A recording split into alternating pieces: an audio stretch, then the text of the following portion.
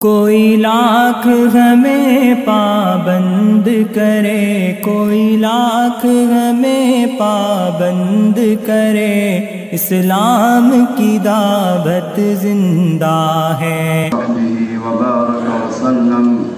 وبارك وسلم تسليما كثيرا كثيرا. أما بعد فأعوذ بالله من الشيطان الرجيم. بسم الله الرحمن الرحيم. والعصر إن الإنسان لفي خسر إلا الذين آمنوا وعملوا الصالحات وتواصوا بالحق وتواصوا بالصبر. وقال الله سبحانه وتعالى يا أيها الذين آمنوا اجتنبوا كثيرا من الظن إن بعض الظن إثم ولا تجسسوا ولا يغتب بعضكم بعضا أيحب أحدكم أن يأكل لحم أخيه ميتا فكرهتموه.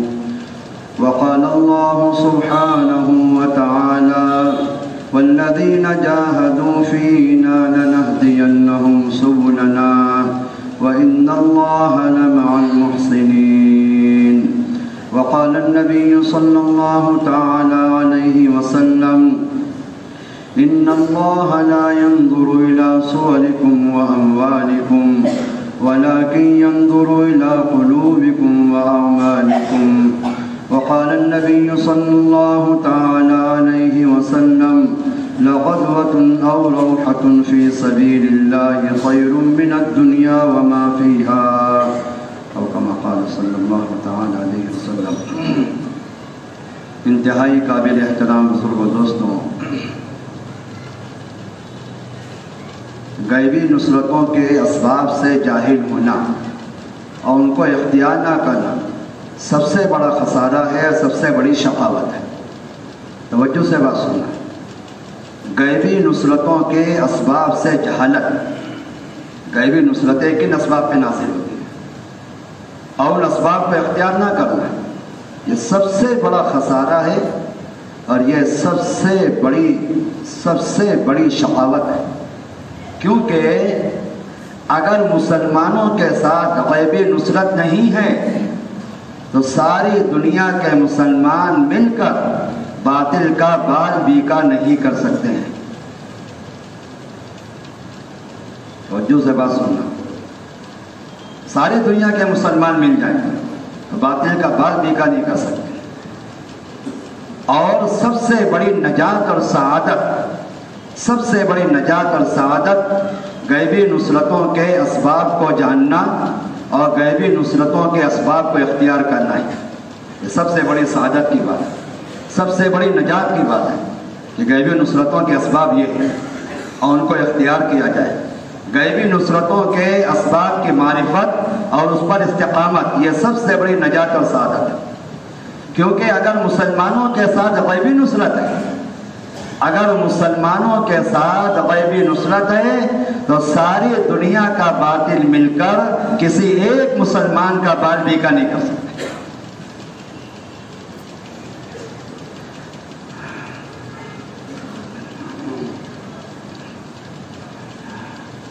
اس زمانے میں مسلمانوں کی ناکامی کی سب سے بڑی وجہ اور مسلمانوں کی مغلوبیت کی سب سے بڑی وجہ غیبی نصرتوں کے اسباب کا چھوڑ دینا ہے۔ مسلمانوں کی ناکامی اور مسلمانوں کی مغلوبیت کی سب سے بڑی وجہ غیبی نصرتوں کے اسباب کا چھوڑ دینا ہے۔ سب سے بڑا سبب جو غیبی نصرتوں کے نزول کو روک دیتا ہے اور غیبی نصرتوں سے استفادے سے محروم کر دیتا ہے، وہ حالات اور اپنے اوپر آنے والے حالات کو، عالم میں آنے والے حالات کو اور اپنے اوپر آنے والے حالات کو دنیا کے اسباب کی طرف منسوخ کرنا ہے۔ توجہ سے بات سننا، سب سے بڑا سبب ہے جو مسلمان کو غیبی نصرت سے استفادہ کرنے میں پیچھے رکھ دے گا کہ مسلمانوں پر جو حالات آ رہے ہیں اور دنیا میں جو حالات آ رہے ہیں، ان حالات کے اسباب، ان حالات کی وجہ دنیا کے اسباب میں تلاش کرنا، علماء نے لکھا ہے سب سے بڑا اندھاپن ہے، سب سے بڑی ناکامی ہے، सबसे बड़ा अंधापन है कि आलम में आने वाले हालात कहाँ तलाश किया जाए? दुनिया के असबाब में। अपने ऊपर जो हालात आ रहे हैं उसकी वजह कहाँ तलाश की जाए? दुनिया के असबाब में, कि सबसे बड़ी नाकामी है और सबसे बड़ा अंधापन है। क्योंकि जब भी मुसलमान अपने ऊपर आने वाले हालात को या दुनिया में आने वाले हालात को असबाब की तरफ असबाब में तलाश करेगा, अपने ऊपर आने वाले हालात को या दुनिया में आने वाले हालात को असबाब की तरफ मंसूब करेगा, असबाब की मशगूली बढ़ जाएगी, मुसलमान की गफलत और मासियत बढ़ जाएगी। असबाब की मशगूली बढ़ जाएगी, क्योंकि हालात को कहाँ मंसूब कर रहे हैं? असबाब की तरफ। हालात की मशगूली बढ़े और मुसलमान की गफलत और मासियत बढ़ जाएगी। इसलिए आदम अलैहिस्सलाम से लेकर नबी करीम सल्लल्लाहु तआला अलैहि वसल्लम तक तमाम अंबिया कराम अलैहिमुस्सलाम ने अपनी उम्मत को ये बात समझाई है कि तुम्हारी ज़ात में जो हाल आ रहा है और पूरे आलम में जो हाल आ रहा है, चाहे ज़र्रा के बराबर हाल हो या पहाड़ के बराबर हाल हो, हर हाल को बराए रास्त अपनी ज़िंदगी में और हर हाल की वजह बराए रास्त अपने अमल में तलाश करो। तो हमारी बात सुनना, हालात को अमाल की तरफ मंसूब करना मुसलमान को तौबा और अमल की तरफ मुतवज्जे करेगा। मुसलमान का हालात को अपने गुनाहों की तरफ मंसूब करना तौबा और अमल की तरफ मुतवज्जे करेगा, और मुसलमान का अपने हालात को असबाब की तरफ मंसूब करना गफलत और मासियत बढ़ा देगा। दो वजहों से हालात आते हैं मुसलमानों पर, दो वजहों से हालात आते हैं मुसलमानों पर, क्योंकि मुसलमान की दो हालत है, या तो मुसलमान अल्लाह के इताअत पर होगा या मुसलमान अल्लाह तबारक तआला की मासियत पर होगा। मुसलमान अल्लाह तबारक तआला के मासियत पर होगा या अल्लाह तबारक तआला के इताअत पर होगा। इताअत पर होते हुए हाल आ रहा है तो तरक्की के लिए है, और मासियत पर होते हुए हाल आ रहा है तो तंबीह के लिए। इताअत पर होते हुए हाल आ रहा है, जी हाँ, इश्काल है लोगों को। इस जमाने के मुसलमान ऐसे हम सब ऐसे भोले और नादान निकले, लोग कहते हैं कि मैं नमाज पढ़ रहा हूँ फिर भी मुझ पे हाल आया है, मैं अल्लाह के रास्ते में निकलता हूँ फिर भी मुझ पर हाल आ रहा है, मैं इतनी कुर्बानियां मुजाहिदा दे रहा हूँ फिर भी मुझ पर हाल आ रहा है। अल्लाह के बंदे इसको समझ ले, तेरी इताअत के साथ हालात तेरी तरक्की के लिए। मैं क्या अर्ज करूँ, मैं मेरी बात पे गौर करना, मैं एक अहम बात आपके सामने कहना चाहता हूँ। अगर मुसलमान इताअत करता चला जाए और उस पर कोई हाल ना आवे तो अल्लाह तबारक ताला उसका ऐसा बदला देंगे जितना अल्लाह चाहेंगे, जितना अल्लाह तबारक ताला चाहेंगे। और अगर इताअत के साथ हालात आ रहे हैं और उन हालात में मुसलमान इस्तिकामत के साथ जम जावे तो अल्लाह ताला ऐसा बदला देंगे कि मुसलमान खुश हो जाए, खुश करके रख देंगे। लोग कहते हैं ना सारी तमन्ना रुखसत हो गई, मजा आ गया, ऐसा बदला देंगे कि इताअत के साथ हालात आए, सब्र के साथ जमे हैं, इस्तिकामत के साथ जमे हैं, तो फिर अल्लाह की जानिब से ऐसा बदला मिलेगा, खुश कर देंगे। जी हाँ, नबी करीम सल्लल्लाहु अलैहि वसल्लम इताअत पर हैं, नबी करीम सल्लल्लाहु अलैहि वसल्लम इताअत पर हैं। इताअत पर होते हुए हाल आ गया क्या कि वही रुक गई, वही रुक गई। एक रवायत में 15 दिन और एक रवायत में 1 महीना इताअत पर होते हुए हाल आ गया, वही रुक गई। बहुत सदमा अल्लाह के नबी को, बहुत सदमा। मुशरिकीन ने ताना देना शुरू किया कि इनका रब इनसे नाराज हो चुका है और इनमें और इनके रब में दुश्मनी हो चुकी है, अब इन पर वही नाजिल नहीं होगी। आप अलैहिस्सलाम सब्र करते रहे, इस्तिकामत के साथ जमे रहे, अल्लाह के जानिब मुतवज्जे रहे, तौबा इस्तिगफार करते रहे। अल्लाह तबारक ने ऐसा बदला दिया, वलसौफ युतीका रब्बुका फतरदा। अल्लाह के नबी इस इस्तिकामत पे ऐसा बदला देंगे कि खुश हो जाएंगे आप। हज़रत अली फरमाते हैं सबसे ज्यादा पुरुम्मीद आयत कुरान में ये, जब तक अल्लाह तबारक ताला के नबी का हर उम्मती जन्नत में दाखिल नहीं होगा, अल्लाह के नबी खुश नहीं होंगे, और जब तक अल्लाह के नबी खुश नहीं होंगे अल्लाह पाक उन्हें खुश करते रहे, मेरे खुश करते रहेंगे, मेरे नबी हैं। एक उम्मती भी बाकी रहेगा तो अल्लाह के नबी खुश नहीं होंगे कि मेरे हर उम्मतियों को जन्नत में दाखिल करो। और अल्लाह ने अपने जिम्मे तय कर लिया कि अपने नबी को खुश करके रहेंगे, यानी क्या मतलब कि हर मुसलमान जन्नत में दाखिल होकर रहेगा। ये समझने की बात है। अल्लाह मुझे भी समझा दे, जाहिल आदमी हूं मैं, सब समझने की बातें हैं। मैंने एक बात अर्ज की है कि दो वजह से हालात आते हैं। मुसलमान अल्लाह के इताअत पर है तो हालात तरक्की के लिए आते हैं, और मुसलमान अल्लाह तबारक तआला की मासियत पर है तो हालात तंबीह के लिए आते हैं। देखो मेरे एक बात पे गौर करना, मुसलमान का जालिम और मजलूम होना बेएतबार असबाब के नहीं होगा।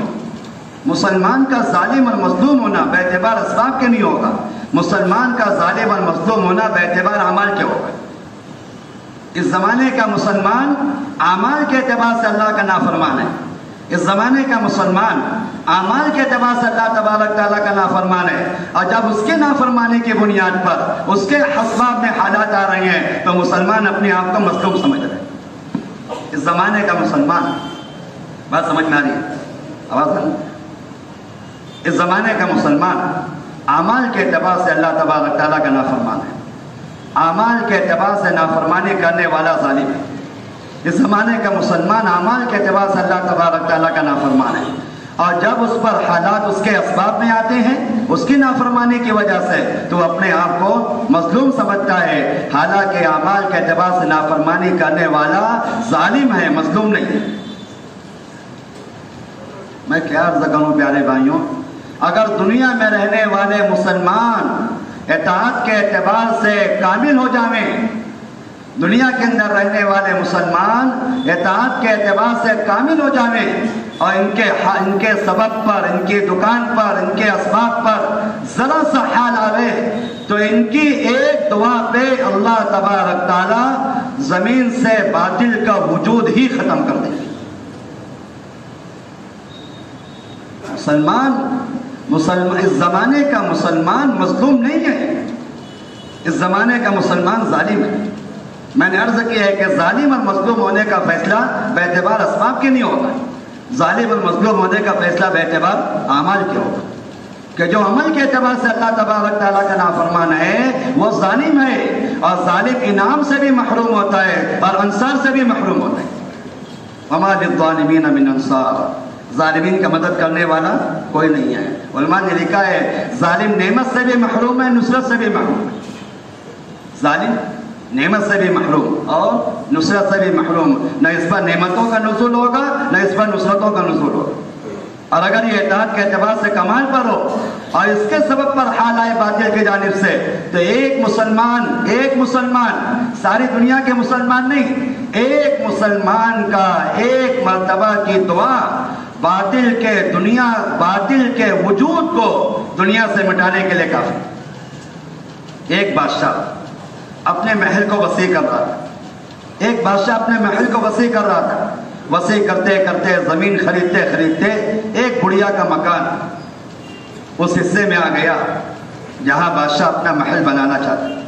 वो बड़ी दीनदार औरत, इबादत गुजार, इताअत और बंदगी करने वाली, अल्लाह तबारक तआला के नाफरमाने से कुल्ली इज्तिनाब करने वाली। बादशाह ने पूछा कि झोपड़ा किसका है? लोगों ने कहा एक बूढ़ी औरत का है। बादशाह ने कहा गिरा दो, क्या परवाह है, कौन मुतालबा करेगा हमसे। तो लोगों ने घर को गिरा दिया और वो सारा महल उसकी तामीर शुरू कर दी।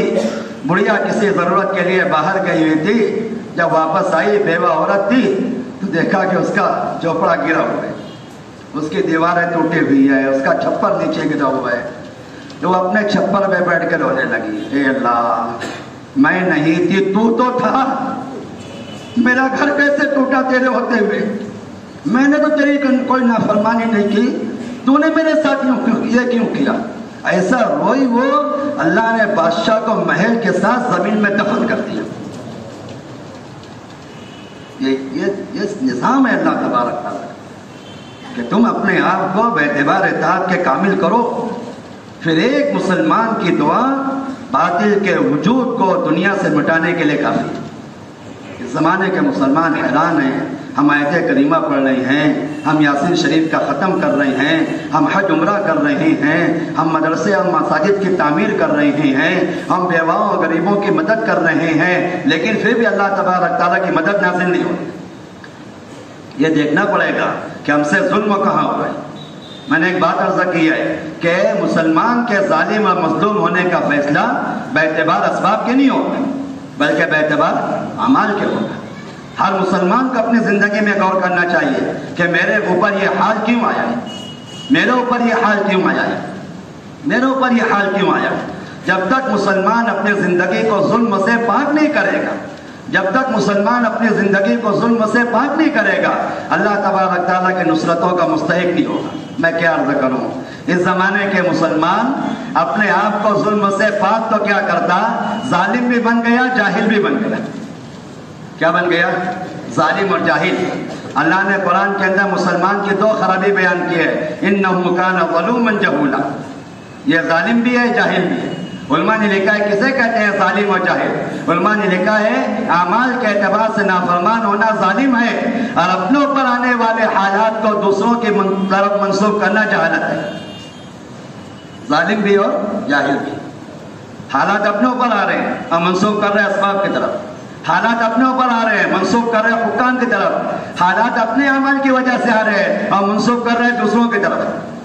تو معصیت کی وجہ سے ظالم ہوا، اور اپنے اوپر آنے والے حالات کو اپنے غیر کی طرف منسوخ کرنا اس کی وجہ سے ظاہر ہوا۔ اس لیے میرے دوستوں بزرگوں، یہ بنیادی بات ہے، غیبیت نصرتوں کے اسباب سے محروم ہونے کی سب سے بڑی وجہ مسلمان کا اللہ تبارک تعالیٰ کا نافرمان ہونا ہے۔ لوگ حالات عالم کو اسباب عالم کی طرف منسوخ کرتے ہیں، لوگ حالات عالم کو اسباب اعمال کی طرف عالم کی طرف منسوخ کرتے ہیں۔ خالق عالم اللہ تبارک تعالیٰ حالات عالم کو مسلمانوں کے اعمال کی طرف منسوخ کرتے ہیں۔ ظہر الفساد فی البر والبحر بما کسبت ایدی الناس، مسلمان حالات عالم کو اسباب عالم کی طرف منسوخ کرتا ہے، خالق عالم اللہ تبارک تعالیٰ مسلمانوں کے حالات کو اعمال مسلمانوں کی طرف منسوخ کرتے ہیں کہ تمہارے عمل کی وجہ سے، تمہارے عمل کی وجہ سے۔ ایک بہت بڑا ظلم، سنو تو ہماری بات غور سے، ایک بہت بڑا ظلم مسلمانوں کی زندگی میں بدگمانی، ایک بدگمانی اللہ کی ذات سے ہے، ایک بدگمانی اللہ کے بندوں سے، ایک بدگمانی اللہ کی ذات سے اور ایک بدگمانی اللہ تبارک تعالیٰ کے بندوں سے ہے۔ اللہ تبارک تعالیٰ کی ذات سے بدگمانی یہ ہے، اس زمانے کا مسلمان یہ سمجھتا ہے کہ اللہ نے جو مدد اور نصرت انبیاء کے ساتھ کی ہے، صحابہ کے ساتھ کی ہے، وہ مدد اس زمانے میں مسلمانوں کے ساتھ نہیں ہوگی۔ اللہ کی ذات کے ساتھ سب سے بڑی بدگمانی۔ اور میں آپ سے عرض کروں بھائی، ساری خیر اور ساری کامیابیوں کی بنیاد اللہ کی ذات عالیہ سے حسن ظن ہے، اور سارے شر اور فساد اور سب سے بڑی کمزوری اللہ کی ذات عالیہ سے بدگمانی ہے۔ اس زمانے کا مسلمان بدگمان ہے کہ جو مدد اللہ نے انبیاء کے ساتھ کی ہے، وہ جو مدد اللہ نے صحابہ کے ساتھ کی ہے، وہ مدد اللہ پاک ہمارے ساتھ نہیں کریں گے۔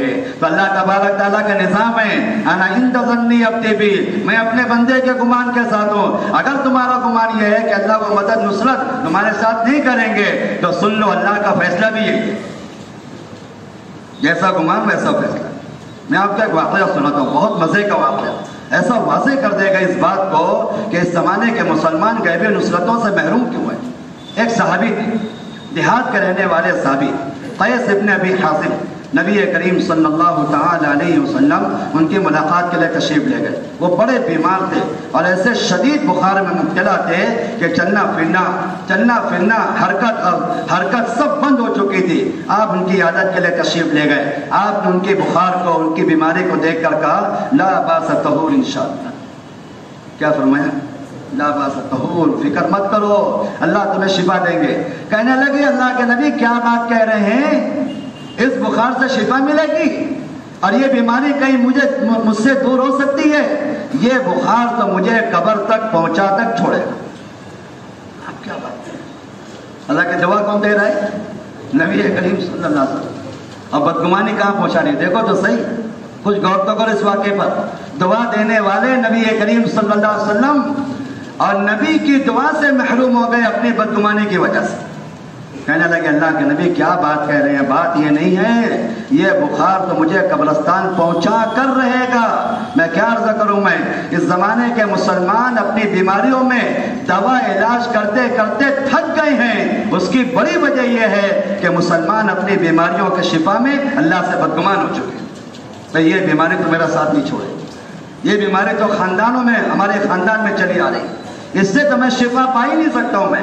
قیس بن نبی حازم نے یہی کہا کہ اللہ کے نبی کیا بات کہہ رہے ہیں، آپ یہ دعا دے رہے ہیں، یہ بخار تو مجھے قبرستان سے پہلے چھوڑ نہیں سکتا ہے۔ آپ نے جملہ کا سنو، بہت عجیب جملہ ہے، فَنَعَمْ إِذَنْ، آپ نے کہا ٹھیک ہے، جب تمہارا گمان یہ ہے تو اللہ کا فیصلہ بھی ہے۔ جملہ کا فَنَعَمْ إِذَنْ، جی بہت عجیب جملہ ہے کہ تمہارا گمان ہے کہ اللہ کا فیصلہ یہی ہے۔ اللہ کی شان اسی بیماری میں مر گئی۔ اللہ کی ذات سے بدگمانی یہ ساری خیر سے محروم کرنے کا ذریعہ، سارے شر و فساد کا ذریعہ۔ میں کیا عرض کروں، بدگمان کے لیے کوئی سہارا ہی نہیں ہے۔ بدگمان کے لیے جو اللہ سے بدگمان ہو جائے اس کے لیے کوئی سہارا ہے؟ اور کیا عرض کروں میں، جو اللہ تبارک تعالیٰ کی ذات عالیہ سے حسن ظن ہے اس کو کسی غیر اللہ کی حاجت ہی نہیں ہے۔ جس کو اللہ کی ذات عالیہ سے حسن ظن ہے کہ اللہ وعدہ خلاف نہیں ہے، اللہ وعدہ خلاف، اللہ میرے ساتھ ایسا نہیں کرے۔ علماء نے لکھا ہے کہ اگر گھر سے دعا پڑھتے ہوئے نکل گئے، میری بات تو سنو، گھر سے دعا پڑھ کے نکلے، حفاظت کی دعا، اور گھر میں آگ لگ گئی اور آگ لگتے ہوئے اپنی آنکھوں سے دیکھ رہے ہو، تو بھی یہ کہنا کہ اللہ وعدہ خلاف نہیں ہے، اللہ پاک میرا گھر نہیں جلائیں گے، تو دور سے دکھے گا گھر جل رہا ہے، قریب جا کے دیکھو گے گھر محفوظ ملے گا۔ اللہ کے ذات عالیہ سے حسن ظن کہ اللہ وعدہ خلاف نہیں ہے، ایسی بڑی طاقت ہے اللہ کے ذات عالیہ سے حسن ظن جو فرشتوں کی مدد کا بھی انکار کراتے ہیں کہ فرشتوں کی مدد کی ضرورت نہیں۔ ابراہیم علیہ السلام توپ میں بٹھائے گئے اور وہاں سے پھینکے گئے، آگ میں گرنے والے ہیں، بیچ معلق فضا میں توپ سے باہر نکلے، آگ میں گرنے والے ہیں، بیچ میں وہاں جبرائیل علیہ السلام تشریف لائے۔ یا خلیل اللہ، اللہ کے خلیل آپ کی مدد کریں، آپ کی مدد کریں، بیچ فضا میں معلق آپ کی مدد کریں۔ ابراہیم السلام نے کہا کہ اللہ نے آپ کو بھیجا ہے میری مدد کے لیے، کہ نہیں آپ کی مدد کے واسطے بھیجا نہیں ہے، لیکن اب اللہ تبارک تعالیٰ سے اجازت لے کر آئے ہیں۔ تو ابراہیم السلام نے کہا ہمیں آپ کی مدد کی حاجت نہیں ہے، کیوں؟ ہمارا اللہ سے گمان ہے اللہ ہمیں ضائع نہیں کرے گا، اللہ ہمیں ضائع نہیں کرے گا۔ اللہ اکبر۔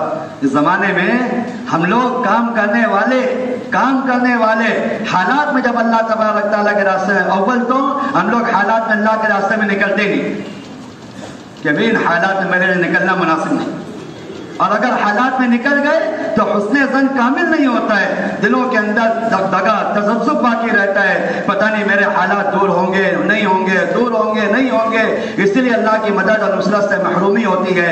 مولانا الیاس صاحب رحمۃ اللہ علیہ فرماتے تھے اللہ کے راستے میں نکل کر اپنی جان و مال کھپانے والا اللہ کی دین کی مدد کرنے والا ہے، اور پھر یہ سوچے کہ اللہ میری مدد کریں گے یا نہیں کریں گے، اس سے بڑا فاسق کوئی نہیں ہے۔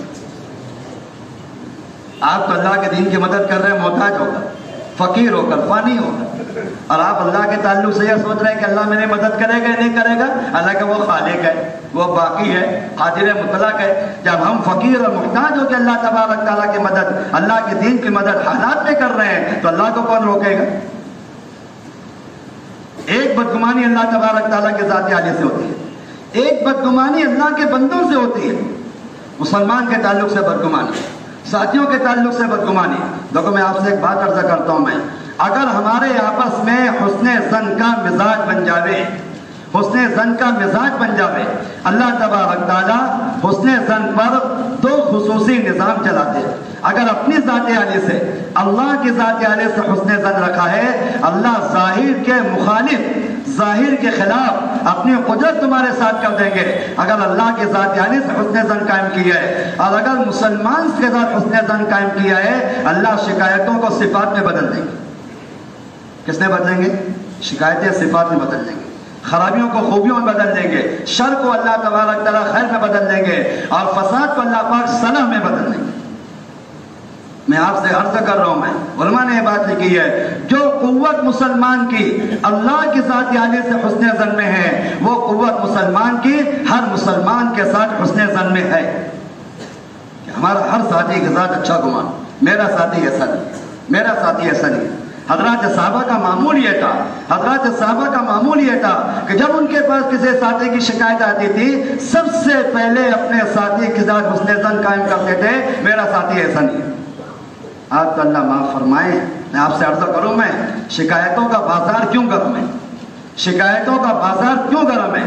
बल्कि आगे बढ़ के अर्ज करूं, उम्मत को शिकायत करने की जुर्रत कहां से हुई है? उम्मत को शिकायत करने की जुर्रत कहां से हुई है? उसकी सबसे बड़ी वजह यह है कि जब हमारे पास किसी साथी की शिकायत आती है, हम शिकायत करने वाले का इस्तकबाल करते हैं और उसकी शिकायत की तस्दीक करते हैं। हाँ हाँ, आप सही कह रहे हैं, वाकई मैंने भी देखा था, ऐसी है वो, मेरा भी चिल्ला लगा उसके साथ। हाँ वाकई आप बहुत सही कह रहे हैं, मैं भी कुछ ना कुछ देखा उसको। शिकायत करने वाले के इस्तकबाल और उसकी शिकायत की तस्दीक, इसीलिए साथी साहब है, इसीलिए शिकायतों पर जुर्रत हो रही है मुसलमानों को, इसीलिए शिकायतों का बाजार गर्म है।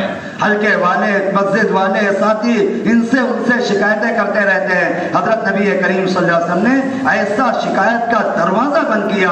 आज वो देखो, ला यबलुगुनी अहदुन अन अहदिन, मेरे पास कोई साथी किसी सहाबी के बारे में कोई शिकायत ना लाए। मैं ये चाहता हूँ कि मैं तुम्हारे साथ रहूं और मेरा दिल तुम में से हर एक की जानिब से पाक हो साहब।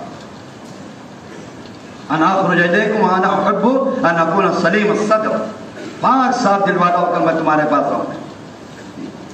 हम जरा देखें आप सल्लल्लाहु अलैहि वसल्लम का क्या मामूल था शिकायत करने वालों के साथ, हमारे अस्लाफ का क्या मामूल था शिकायत करने वालों के साथ, खुलफा का क्या मामूल था शिकायत करने वालों के साथ। उमर इब्न खत्ताब रज़ियल्लाहु अन्हु, उनके पास एक साहबी की शिकायत की गई। सईद इब्न आमिर इब्न हिज़्म अल-जुमही और उमर के गवर्नर थे, उनकी शिकायत की गई और ऐसी खतरनाक शिकायतें, हर शिकायत में तुम्हारे कहते थे अज़ीम, बहुत बड़ी शिकायत है, बहुत बड़ी शिकायत है। पहली शिकायत ये कि इलाके वालों ने, पहली शिकायत ये कि इलाके वालों ने ये दिन में बड़े देर से अपने घर से निकलते, सुबह सुबह काम नहीं करते, सुबह सुबह काम नहीं करते हैं। यह तो अल्लाह माफ करे उमूमी मिजाज है, लोग फजर बाद सोते रहते। तो पहली शिकायत है कि ये दिन को काफी चढ़ जाता है, उसके बाद अपने घर से निकलते हैं, फजर के बाद काम नहीं करते हैं। और तुम्हारे फरमाया आज़िम भी, बहुत बड़ी शिकायत है। और क्या शिकायत है? और क्या शिकायत है? कहने लगे हमारी बातें रात में नहीं सुनते हैं, दिन में चले जाओ सुन लेते हैं, रात में हमारी कोई बात सुनते नहीं है। आपने फरमाया अज़ीमतुन, बहुत बड़ी शिकायत है। और क्या शिकायत है? कहने लगे महीने में एक दिन बिल्कुल तन्हा हो जाते हैं, हम में से किसी को अपने पास आने नहीं देते हैं। आपने अज़ीमतुन, बहुत बड़ी शिकायत है। पूछा और क्या शिकायत है? कहने लगे महीने में एक मरतबा ऐसे बेहोश होते हैं कि ऐसा लगता है कि मर गए। तुम हैरान हो गए, ऐसी बड़ी बड़ी शिकायत हमारे साथी के ताल्लुक से।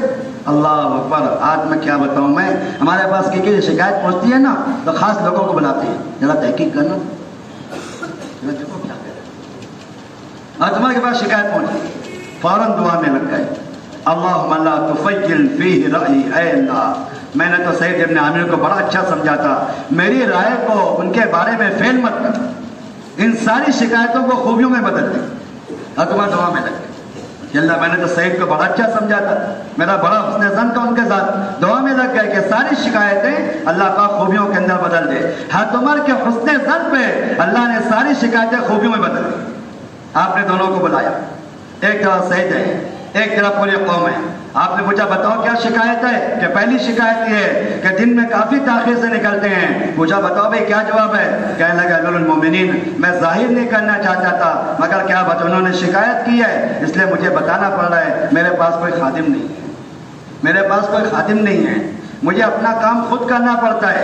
मैं सुबह उठता हूँ, मैं अपने हाथ से आटा गूंथता हूँ, अपने हाथों से रोटी पकाता हूँ, अपने हाथ से अपना खाना पकाता हूँ, फिर खाना खा के बाहर निकलता हूँ। मेरा कोई खादिम नहीं है इसलिए देर हो जाती है। और तुम्हारे का सुन लिया ना, कोई शिकायत नहीं है, खूबी की बात है। आगे चलो, दूसरी क्या शिकायत है कि रात में हमारी कोई बात नहीं सुनते हैं।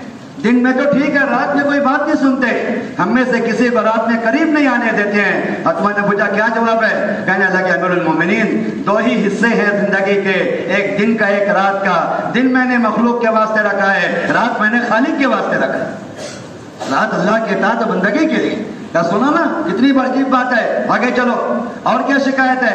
कहने लगे दिन में महीने में एक मरतबा ये बिल्कुल घर से निकलते नहीं है, हमारी कोई बात सुनते नहीं है, क्या इसका क्या हाल है? कहने लगे हजरत मेरे पास एक ही जोड़ा है, एक ही जोड़ा है मेरे पास, کوئی خادم میرے پاس نہیں ہے، اپنے ہاتھ سے اس کو دھوتا ہوں میں، بہت موٹا جب کپڑا ہے وہ، اس کو سکھانے میں، اس کو نرم کرنے میں، اس کو قابل استعمال کرنے میں پورا دن لگ جاتا ہے، اس لیے باہر نہیں نکلتا ہوں۔ کہنے لگے سن لے کتنی بڑی خوبی ہے، اور کیا شکایت ہے بتاؤ؟ کہنے لگے مہینے میں ایک مرتبہ ایسے بے ہوش ہو جاتے ہیں، ہمیں لگتا ہے کہ موت آ گئی ہے۔ پوچھا اس کا کیا حال ہے؟ اللہ اکبر، سنو تو صحیح۔ کہنے لگے سعید ابن عامر کہ جس وقت میں مشرک اور کافر تھا، میرے سامنے حضرت خبیب کو قتل کیا جا رہا تھا، حضرت خبیب کو سولی دی جا رہی تھی، حضرت خبیب سے پوچھا جا رہا تھا کیا تم اس بات کو پسند کرتے ہو کہ تم اپنے گھر میں آرام اور راحت سے بیٹھو اور تمہاری جگہ اللہ کے نبی کو علیہ باللہ قتل کیا جائے؟ حضرت خبیب کہنے لگے کہ میں تو یہ بھی برداشت نہیں کر سکتا کہ میں اپنے گھر والوں کے ساتھ راحت و آرام میں ہوں اور اللہ کے نبی کے پیر میں کانٹا لگے۔ وہ بول رہے تھے مشرکین نے ان کو قتل کر دیا، اس وقت میں ان کی مدد نہیں کر سکا، مجھے خوف ہے اس بات کا، حشر میں اللہ تبارک تعالیٰ پوچھیں گے میں اللہ کو جواب کیا دوں گا، یہ سوچ کر مجھے بے ہوشی طاری ہو جاتی۔ اگر آپ غور کریں گے، میں آپ سے ایک بات عرض کرتا ہوں، صحابہ زمانے کفر و شرک میں کسی مسلمان کی مدد نہ کرنے پر ایسا افسوس کرتے تھے کہ ان کو بے ہوشی طاری ہو جاتی تھی۔ اس زمانے کے مسلمان ہو کر مسلمانوں کی مدد نصرت نہیں کرتے ہیں، کوئی غم افسوس نہیں۔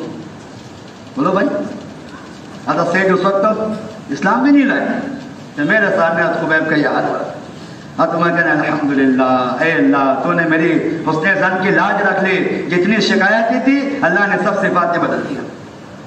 میں نے ایک بات عرض کی ہے، اللہ تبارک تعالیٰ کے ذات عالیہ سے حسن ظن رکھیں گے، اللہ ظاہر کے خلاف اپنے قدرت سے ہمارا کام بنائے گا۔ مسلمانوں کے ساتھ حسن ظن رکھیں گے، اللہ تبارک تعالیٰ ساری شکایتوں کو صفات میں بدل دے گا۔ بدگمانیاں ہوتی کیوں ہیں یہ بھی تو سنو، بدگمانیاں ہوتی کیوں ہیں؟ آپ سے میں عرض کرتا ہوں، میں ساری بدگمانی شیطان دلوں میں ڈالتا ہے، ساری بدگمانی شیطان دلوں میں ڈالتا ہے۔ شیطان وساوس پیدا کرتا ہے، فلاں ساتھی ایسا ہے، فلاں ساتھی ایسا ہے، فلاں ساتھی ایسا ہے، پھر ہم اپنے وسوسے کی تحقیق میں لگتے ہیں، اپنے وسوسے تحقیق کرو ایسا ہے کہ نہیں، ایسا ہے کہ نہیں، اس کی تحقیق میں لگتے ہیں۔ نبی کریم صلی اللہ علیہ وسلم کا معمول تھا، نبی کریم صلی اللہ علیہ وسلم کا معمول تھا، اپنے ساتھیوں کی ایسی حفاظت کرتے تھے، اپنے ساتھیوں کی ایسی رعایت کرتے تھے کہ کسی ساتھی کے تعلق سے کوئی غلط خبر آئے، اس کی تصدیق کرنا تو دور کی بات ہے، اس کی تحقیق کرنا تو دور کی بات ہے، اگر کوئی ساتھی اپنی غلطی کا اعتراف کر رہا ہے، اللہ کے نبی اس کی بھی تصدیق نہیں کرتے تھے۔ کہاں اعتراف اور کہاں خبر؟ آج تو خبر پہ اقدام اٹھاتے ہیں، کسی نے کسی کے تعلق آ کے خبر دی، لوگ لگ جاتے ہیں تحقیق میں، تصدیق میں، خبر کی تصدیق کرتے ہیں، خبر کی تحقیق کرتے ہیں۔ حالانکہ علماء نے لکھا ہے مسلمان کے تعلق سے شکایت کی جو خبر دی جاوے اس کی تحقیق اور تصدیق کرنے کا حق قاضی اور امام کو بھی نہیں چاہیے جائے کہ ہمیں قاضی کو بھی یہ حق نہیں ہے کہ اگر کسی مسلمان پہ الزام لگایا جا رہا ہے تو اس کی تحقیق کرے، بلکہ سیدھا کہہ دے کہ مسلمان ایسا نہیں ہو سکتا۔ مخبر کی خبر کی تصدیق کرنا اور اس کی تحقیق کرنا حرام ہے، حرام۔ نبی کریم صلی اللہ علیہ وسلم تو معترف کے اعتراف کا اعتبار نہیں کرتے، صحابی رسول ہے، آپ کی خدمت میں آئے ہیں، زنا کا اعتراف کر رہے ہیں کہ میں نے زنا کیا ہے، 1 مرتبہ 2 مرتبہ 3 مرتبہ 4 مرتبہ، اللہ کے نبی تصدیق نہیں کر رہے ہیں، اللہ کے نبی تعویل کر رہے ہیں، ارے نہیں، آپ نے بوسہ لیا ہوگا، آپ نے ہاتھ لگایا ہوگا، آپ سے غلطی ہو گئی ہوگی، زنا نہیں ہوا ہوگا، آپ اس کو زنا سمجھ رہے ہیں، نہیں نہیں اللہ کے نبی میں نے زنا کیا ہے۔ کہاں نبی کریم صلی اللہ علیہ وسلم کا مزاج اور آپ کا سلوک معترف کے اعتراف کا اعتبار نہیں کر رہے ہیں، کہاں ہم لوگوں کا نیچے گرنا کہ مخبر کے خبر کی تصدیق کر لیتے۔ جہاں کوئی خبر کسی ساتھی کے تعلق سے آئے اس کی تحقیق جستجو میں لگ جاتا ہے۔ بدگمانیوں سے تجسس ہوتا ہے، تحقیق کرو کیا ہو رہا ہے، اور تجسس سے غیبت ہوتی ہے، اور غیبتیں دلوں کو پھاڑ کے رکھتے ہیں، غیبتیں دلوں کو پھاڑ کے رکھتے ہیں۔ قرآن نے یہ ترتیب بیان کی، ان بعض الظن اثم ولا تجسسوا ولا یغتب بعضکم بعضا۔ بدگمانیاں ہوگی، بدگمانی سے تجسس ہوگا، تجسس سے غیبت ہوگی، اور غیبتیں دلوں کو پھاڑ کے رکھ دیتی ہے۔ میں کیا عرض کروں پیارے بھائیوں، اس زمانے میں تو عجیب حال ہے، اس زمانے میں تو عجیب حال ہے، اصلاح کے نام پہ فساد اختیار کیا جاتا ہے اور حقیقت بیان کرنے کے نام پہ غیبت کی جاتی ہے۔ اصلاح کے نام پہ فساد، اصلاح کے نام پہ فساد کا راستہ اختیار کرتے ہیں اور حقیقت بیان کرنے کا لیبل لگا کر غیبت کرتے رہتے ہیں اور کہتے ہیں میں سچی کہہ رہا ہوں، میں حقیقت بیان کر رہا ہوں، حالانکہ حقیقت بیان کرنے کا نام ہی غیبت ہے۔ حقیقت بیان کرنے کا نام ہی غیبت ہے۔ اگر حقیقت نہیں تو بہتان ہے۔ وہ تو کیا سلوک کرنا چاہیے؟ شکایت کرنے والوں کے ساتھ سلوک کیا کرنا چاہیے؟ امام شافعی علیہ رحمہ کا ایک واقعہ سنیں آپ، ہم سب کے لیے بڑی حقیقت ہے، بڑی عبرت کا واقعہ ہے۔ جب کسی ساتھی کی کوئی شکایت اپنے پاس آئے کیا سلوک کرنا چاہیے؟ امام شافعی رحمۃ اللہ علیہ، ایک صاحب آپ کے پاس آئے، آ کر کہنے لگے امام صاحب فلاں فلاں ساتھی آپ کے تعلق سے ایسا کہہ رہا تھا اور میں بالکل سچ کہہ رہا ہوں، میں آپ میری بات کی تصدیق کریں، ان کانوں سے میں نے سنا ہے۔ میں درمیان میں ایک بات عرض کر دوں، جو جتنا جھوٹا ہوتا ہے نا وہ اپنی سچائی کی اتنی دلیل پیش کرے گا، یہ بھی ذہن میں رکھو۔ جو جتنا جھوٹا ہوتا ہے وہ اپنی سچائی کا اتنا اظہار کرے گا، میں سچا ہوں، آپ کسی سے پوچھ لیں میں سچا ہوں، آپ چاہے مجھے قسم کھلوا لیں میں سچا ہوں، آپ چاہے میرا قرآن شریف پہ ہاتھ رکھوا لیں، اچھی طرح سمجھ لیں جو اپنی سچائی کی جتنی دلیل پیش کرے گا وہ اتنا زیادہ جھوٹا ہوگا۔ امام شافعی رحمۃ اللہ علیہ سے ایک صاحب نے شکایت کی، فلاں فلاں ساتھی آپ کے تعلق سے ایسا کر رہے ہیں، سنو کیا کرنا چاہیے شکایت کرنے والوں کے ساتھ؟ امام شافعی رحمۃ اللہ علیہ فرمانے لگے کہ دیکھ بھائی، اگر تو اپنی بات میں سچا ہے تو چغل خوری کر رہا ہے، اگر تو اپنی بات میں سچا ہے تو چغل خوری کر رہا ہے، چغل خور کی بات سننا نہیں چاہیے، اور اگر تو اپنے بات میں جھوٹا ہے تو جھوٹ بولنے والا فاسق ہے، فاسق ناقابل اعتبار ہے، چلے جانا۔ یہ معاملہ ہونا چاہیے، یہ سلوک کرنا چاہیے شکایت کرنے والوں کا۔ ایسے اپنے ساتھی محفوظ رہیں گے کہ اگر تم اپنی بات میں سچے ہو تو تم چغل خوری کر رہے ہو، چغل خوری کرنے والا قابل اعتبار نہیں ہے، اور اگر تم اپنی بات میں جھوٹے ہو تو فاسق ہو، فاسق ناقابل اعتبار ہے، جھوٹ بولنا گناہ کبیرہ ہے، تمہاری بات سننے کے قابل نہیں، چلے جانا۔ ماحول ستھرا ہو ہی نہیں سکتا ہے، اجتماعیت قائم ہو ہی نہیں سکتی ہے، آپس میں الفتیں محبتیں آ ہی نہیں سکتی ہے جب تک کہ شکایتوں کا بازار بند نہیں کریں گے۔ حدیث شریف میں کہیں نہیں ملے گا، شکایتوں کا باب کہیں نہیں ملے گا، حدیث شریف میں اپنے ساتھیوں کے مناقب کا باب ملے گا۔ کس کا باب ملے گا؟ مناقب کا باب۔ عمر ایسے ہیں، عثمان ایسے ہیں، ابوبکر صدیق ایسے ہیں، خالد ولید ایسے ہیں، اپنے ساتھیوں کے مناقب کا باب ملے گا، اپنے ساتھیوں کی شکایتوں کا باب پورے ذخیرے حدیث میں کہیں نہیں ملے گا۔ میں نے ایک بات عرض کی پیارے بھائی، حالات عالم کو اسباب عالم کی طرف منسوخ کرنا سب سے بڑا خسارہ ہے، اور حالات عالم کو اپنے اعمال کی طرف منسوخ کرنا یہ سب سے بڑی سعادت کی بات ہے، اور اللہ تبارک تعالیٰ کی نصرتوں سے فائدہ اٹھانے کا پہلا سبب ہے۔ اس لیے آپ دیکھو حدیثوں میں غور کرنا، نبی کریم صلی اللہ علیہ وسلم نے بڑے بڑے مصائب کو بڑے بڑے معاصی کے ساتھ جوڑا ہے، بڑے بڑے مصائب کو بڑے بڑے معاصی کے ساتھ جوڑا۔ اتنی بڑی مصیبت فلاں معصیت کی وجہ سے ہے، اتنی بڑی مصیبت فلاں معصیت کی وجہ سے ہے، نبی کریم صلی اللہ علیہ وسلم نے بڑے بڑے مصائب کو بڑے بڑے معاصی کے ساتھ جوڑا ہے۔ امام مالک نے اپنی موطا میں حدیث نقل کی ہے، امام مالک نے اپنی موطا میں حدیث نقل کی ہے، ما ظہر الغلول فی قوم الا القی فیہم الرعب، جس قوم میں خیانت عام ہو جاتی ہے اللہ پاک اس قوم کے دلوں کے اندر غیروں کا رعب بھر دیتے ہیں۔ اس زمانے کا مسلمان غیروں سے جتنا مرعوب ہے اور غیروں سے جتنا خائف ہے، اس زمانے کا مسلمان غیروں سے جتنا مرعوب ہے اور غیروں سے جتنا خائف ہے، اس کی سب سے بڑی وجہ یہ ہے کہ مسلمانوں کے اندر سے امانت نکل، خیانت خیانت عام ہو گئی۔ دوسری بات اللہ کے نبی فرماتے ہیں وَلَا فَشَتْ زِنَا فِي قَوْمٍ إِلَّا كَثُرَ فِيهِمُ الْمَوْتِ، جس قوم کے اندر زنا پھیل جاتا ہے اس میں موت کی کثرت ہو جاتی ہے۔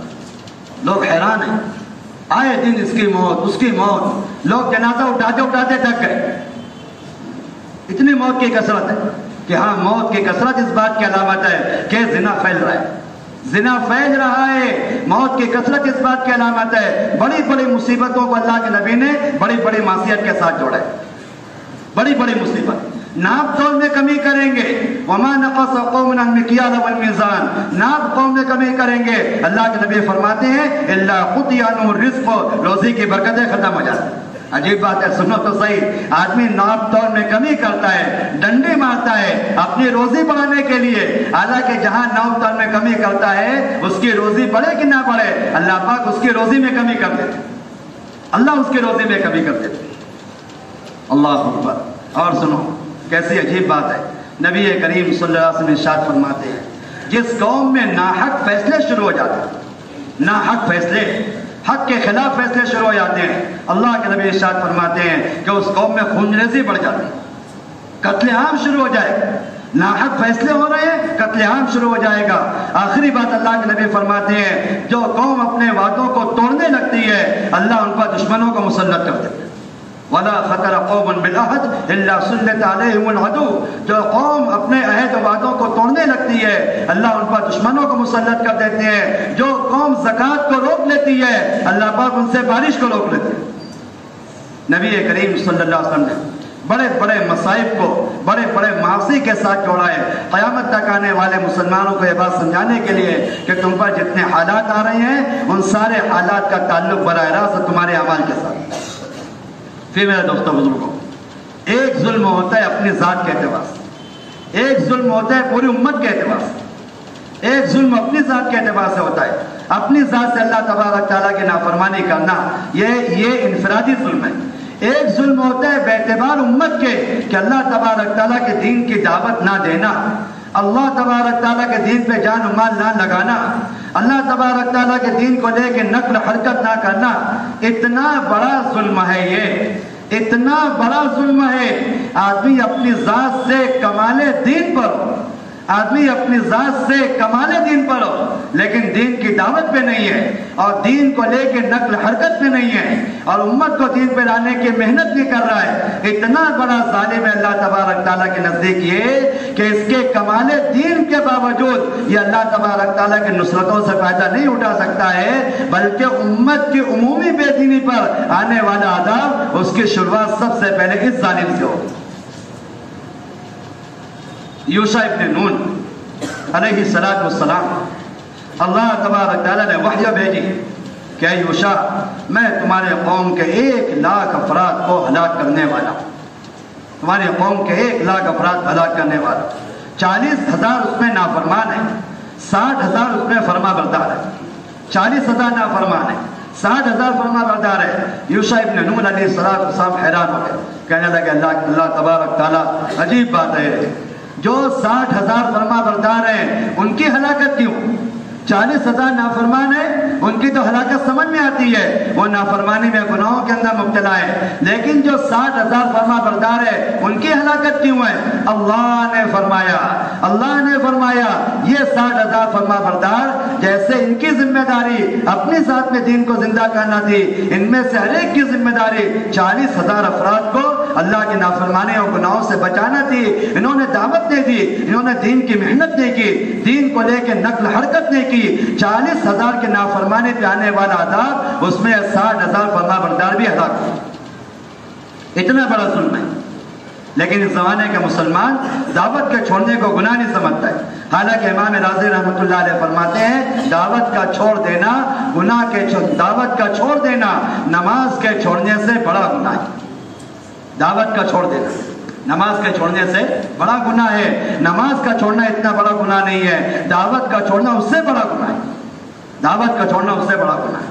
اس لیے میرے دوستوں بزرگوں، جہاں ذمہ داری اپنی ذات کے اعتبار سے دین پر چلنے کی ہے، وہیں ذمہ داری پوری امت کو اللہ کے دین کی دعوت دینے کی، پوری امت کو اللہ کے دین کی دعوت دینے کی ہے، اپنے دین کو لے کے اللہ تبارک تعالیٰ کے راستے میں چلنے پھرنے کی ہے۔ تو میں آپ سے ایک بات عرض کرتا ہوں، توجہ سے بات سننا، جتنا فساد بے اعتبار ایمان کے، بے اعتبار اعمال کے امت میں موجود ہے، جتنا فساد بے اعتبار ایمان کے، بے اعتبار اعمال کے امت میں موجود ہے، وہ سب نقل حرکت کے نہ ہونے کی وجہ سے۔ جب تک اس ماحول کو چھوڑ کر مسلمان اللہ کے راستے میں پھرے گا نہیں، یہ سارا فساد ایمانی، بے اعتبار ایمان کے جتنا فساد ہے، بے اعتبار اعمال کے جتنا فساد ہے، یہ فساد اس کے زندگی سے دور نہیں ہوگا۔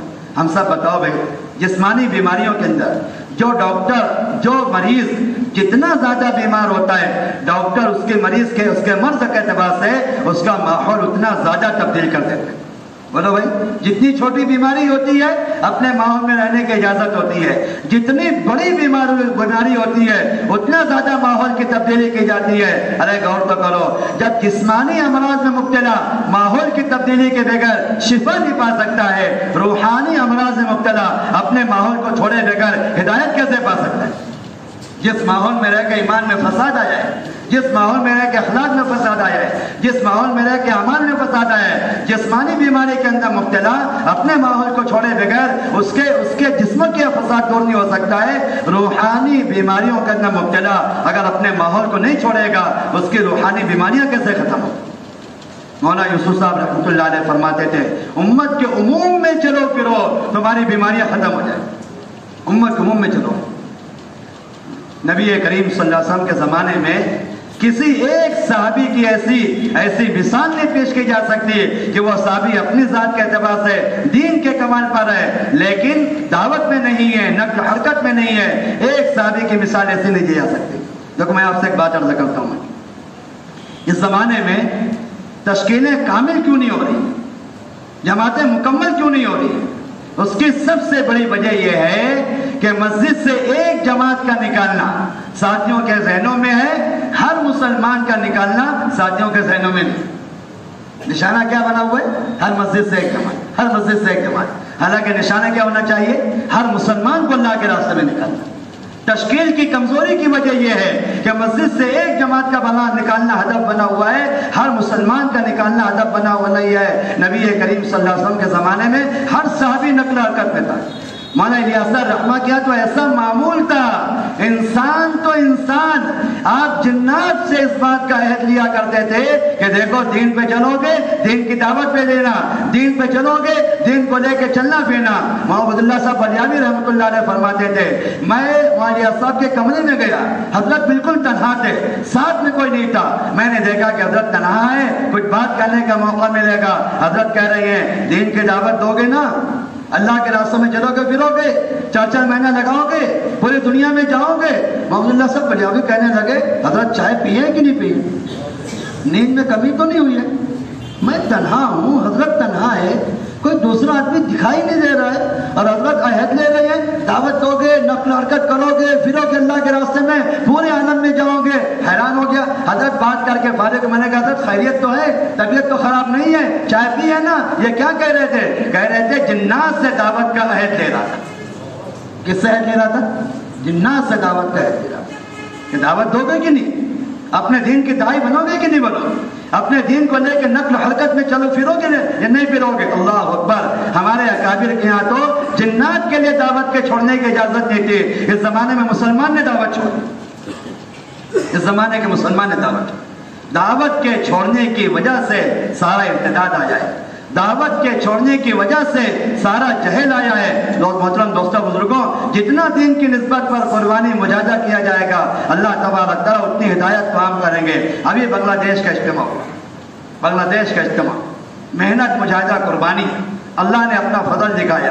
75 ممالک کے لوگ آئے، 10,000 بیرونی مہمان آئے، 3,000 جماعتیں نکلی ہے۔ اللہ کی شان بیک وقت دعا کے وقت خیمے میں پنڈال کے اندر 20 لاکھ کا مجمع موجود تھا۔ مولانا طارق جمیل صاحب پڑوس میں کہنے لگے 20 لاکھ کا مجمع ایک خیمے میں جمع ہو جانا یہ کسی بدعت اور عقیدت کی بنیاد پہ نہیں ہو سکتا، یہ صرف حق کی بنیاد پر ہو۔ کتنا مجمع جمع ہے؟ 20 لاکھ کا مجمع ایک خیمے کے اندر جمع ہے۔ یہ کوئی بدعت نہیں ہو سکتی ہے، یہ کسی کی ذات کی عقیدت نہیں ہو سکتی ہے، یہ سب جھوٹی بات ہے۔ لوگ نظام الدین کی عقیدت پر آئے ہیں، لوگ حضرت کی عقیدت پر آئے ہیں۔ 20 لاکھ کا مجمع ایک پنڈال کے اندر کسی بدعت اور عقیدت کی بنیاد پہ نہیں ہو سکتا ہے، یہ صرف حق کی بنیاد پہ ہو سکتا ہے۔ اگلی بات سنو، بنگلہ دیش میں اجتماع چل رہا تھا، مولانا طارق جمیل صاحب کہنے لگے میں بڑا پریشان تھا کہ میں کسی طرح اجتماع میں شریک ہو جاؤں لیکن موقع نہیں ملا، اسی بے چینی کی حالت میں سو گیا، میں اسی بے چینی کی حالت میں سو گیا۔ خواب میں 2 فرشتوں کی زیارت تھی، میرے پاس آئے، کہنے لگے چلو جنت میں چلیں گے، جنت میں چلیں گے۔ مجھے دونوں فرشتے لے کر گئے اور بنگلہ دیش کے اجتماع کے عمومی پنڈال کے اندر بٹھا دیا۔ میں نے کہا کہاں لے کر آئے ہو؟ کہنے لگے یہی تو جنت ہے۔ وہاں طارق جمیل صاحب یہی تو جنت ہے۔ کہنے لگے میں بیدار ہوا تو مجھے وہ حدیث याद आ गई। अल्लाह के नबी फरमाते हैं कि अक्सर अहले जन्नत फुकरा होंगे। अक्सर जन्नत कौन होंगे? फुकरा होंगे। फिर मैंने लोगों से मालूम किया तो लोगों ने बताया कि 50-50 किलोमीटर का सफर करके लोग हफ्ता भूखे चल के, भूखे और फाका की हालत में पैदल चल के इज्तिमा गाह पहुंचे। 50-50 किलोमीटर सफर कर। मैं एक बात अर्ज कर रहा हूं प्यारा, दावत और नक्ल हरकत ये जिंदगी का मकसूद है। जितना अपने दीन की दावत पर रहोगे और जितना अपने दीन को लेकर नक्ल हरकत करोगे, अल्लाह तबारक तआला अपनी कुदरत से हिदायत का वो ज़ुहूर फरमाएंगे, क़ुलूब को मुतवज्जे फरमाएंगे और अल्लाह तबारक तआला बातिल को ऐसा मायूस फरमाएंगे जिसका तसव्वुर नहीं हो सकता है। अल्लाह अकबर। लेकिन इस ज़माने का मुसलमान दावत के छोड़ने को, नक्ल हरकत के छोड़ने को गुनाह नहीं समझ रहे। इसलिए प्यारे भाइयों, सबसे पहले इस्तिग़फ़ार करें, तौबा करें, अल्लाह तबारक तआला सच्चे दिल से माफ़ी मांगे, अल्लाह हमारे कसूर को माफ़ फरमा दे। इतना जहल उम्मत में है, इतना इर्तिदाद उम्मत में है, इतना जहल उम्मत में है। अल्लाह अकबर। क्या अर्ज़ करूँ मैं, अभी एक जमात मस्जिद हराम में काम कर रही, मस्जिद हराम में काम कर रही। तवाफ़ करते करते जमात ने कहा कि पीछे कुछ लोग तवाफ़ कर रहे थे, किसी इलाके के रहने वाले थे, मस्जिद में बैठ कर नाम लेना मुश्किल है, वो तवाफ़ करते करते वो सारे अल्फाज कर रहे थे, कह रहे थे जो मुशरिकीन और कुफ्फार अपने सनम खाने में कहते। उन्हें पता ही नहीं तवाफ़ करते करते क्या कलमा पढ़ना चाहिए। मस्जिद हराम में, मैं मस्जिद में लफ्ज़ नहीं कह सकता हूँ, मैं मस्जिद हराम में तवाफ़ कर रहे हैं, दौरान तवाफ़ वो अल्फाज कह रहे थे जो मुशरिकीन और कुफ्फार अपने सनम खाने के अंदर अपने माबूदों के सामने कहते हैं। वो तवाफ़ करते करते वो अल्फाज कह रहे थे। हमने मुलाकात की, मालूम हुआ मुसलमान है, फला इलाका के रहने वाले हैं। हमने पूछा ये क्या कह रहे हैं, कि हमें पता ही नहीं तवाफ़ करते करते क्या दुआ पढ़नी चाहिए। तो वो जो फेरा लेते हुए पढ़ते हैं, हम वो कलमात, वो सारी बातें, वो अल्फाज मस्जिद हराम में बैतुल्लाह के अतराफ में पढ़ रहे हैं। ये सारा जहल इस वजह से आया है कि नक्ल हरकत छूटे। इसलिए मेरे दोस्तों, हिम्मत करें, इरादे फरमाएं, अज़ाइम करें। सबसे पहली बात उलमाए किराम साल के लिए फरमाएं, बड़े से बड़े खर्च के लिए, दूर से दूर के सफर के लिए पहले साल के लिए फरमाएं। जिन उलमा का साल लग चुका हो दूसरे साल के लिए फरमाएं। अल्लाह का फजल, तीसरे साल की जमात 1 अप्रैल को रवाना होने वाली है। फ्रांस, ब्राज़ील, इंग्लैंड इस जमात का रुख है। फी नफर खर्चा है 16 लाख रुपए। माशाअल्लाह सारी कार्रवाई हो चुकी है, जमात रवाना होने वाली है। हिम्मत करके फरमाएं, उलमा फरमाएं, पहले साल के लिए, दूसरे साल के लिए फरमाएं दोस्तों, ये फरमाएं। सारे मजमे से तो गुजारिश है, भाई ये कहाँ जा रहे हैं? ये फरमाएं।